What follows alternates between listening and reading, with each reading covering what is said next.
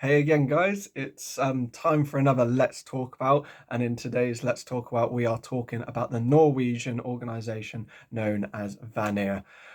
This organization is one that's sort of in the recent kind of months and stuff has kind of come out of nowhere, but also has a lot of fan support behind it after the kind of calibration series and stuff.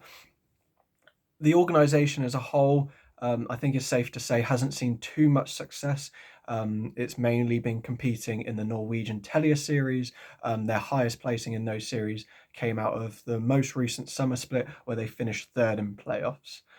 They just obviously missed out on that Telia Masters kind of qualification.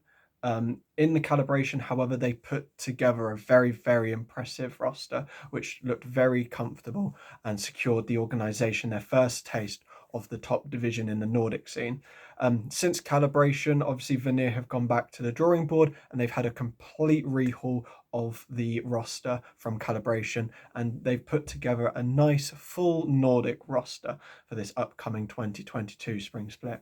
So let's start off with their top laner, Nili. He's the first player that we're going to obviously look at in this roster. He's returning to the top division of the Nordic region after spending his summer split playing for E Monkeys in the LVP.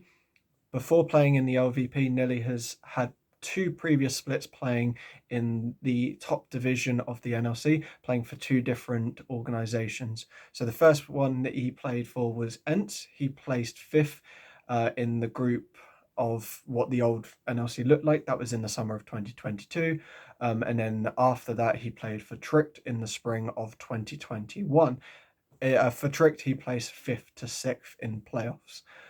So pretty decent placings on the whole in terms of his NLC campaigns.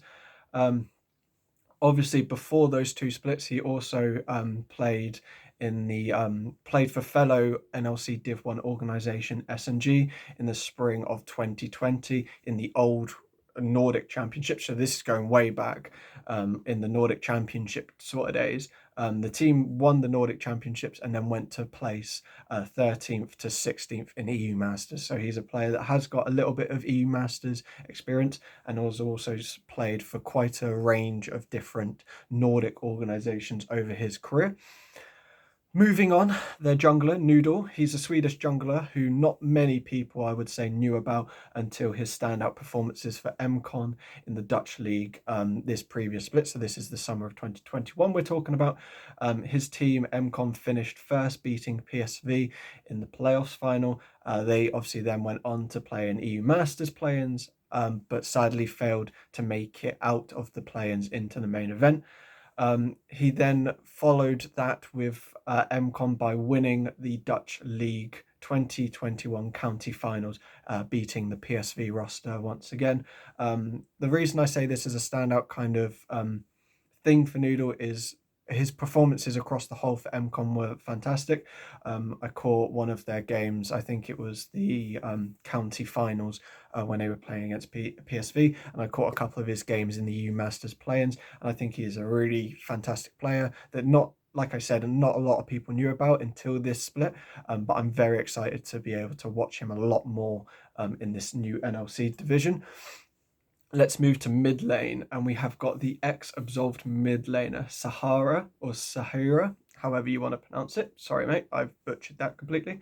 So Sahara has seen quite a bit of success with Absolved, so he's obviously joining Vanir off the back of winning the Danish Telia League, the kind of regional league, and then he had a successful calibration with Absolved where he helped them to secure Div 1 by actually beating Vanir 3-0 to gain Absolved that kind of qualification into the NLC. So that's quite a funny one that he helped Absolve beat Vanir. Now he joins Vanir for this kind of upcoming split. He also has ties with the M&M bot lane of Michigu and Dr. Chaos, as he has previous experience playing on that Granite roster that both the M&M bot laners played in as well, where they finished fourth in groups, then went on to place 7th to 8th in playoffs. So that's quite a nice little touch that he has got a lot of experience also playing with other teams' players as well. So let's talk about the bot lane of Vanir now, which is made up out of the Finnish AD carry Kevo and the Norwegian support Kwiksef. Kevo joins the roster after his time playing on PSV, where he obviously played against Noodle's MCon team. But this time, obviously, both the players now find themselves on the same roster rather than enemies. He is someone who also has got experience playing with the top laner Nilly, as they both played on the Ents roster in the summer of the 2021 split. Obviously, last but not least, we'll talk about Kwiksef. He obviously joins the Vanir roster off the back of a successful split in the PG Nationals, finishing the split, just losing in the playoff finals to Matchco. Obviously, that meant that they gained EU Masters playing qualifications, but they got out of their kind of EU Master playings groups, but then lost to Ago Road 2-1. So they just lost to Ago Road right there at the end. Obviously, that was a 2-1 scoreline as well, so it was a very close kind of series between the two rosters.